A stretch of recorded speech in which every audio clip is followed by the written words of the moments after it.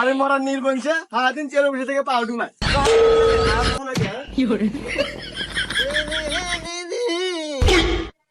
আরে আব্বা, তুমি সিয়ারে বসে থাকা বাদ মারে তুই কে? এ দুঃখের কথা আর কইস না গাদা, এই যে হুমুন্দির চেয়ারের পাও স্লিপের মিস্টেক করছে। তা তুই কোন যাস?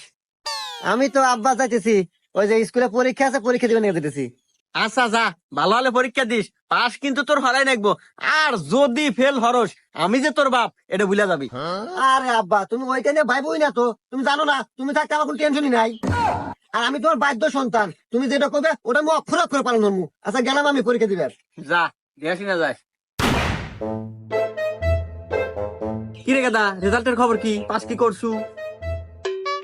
এ ভাই আপনাকে তো আপনাকে চিনলাম না। আর আপনি আমাকে বাইক কে?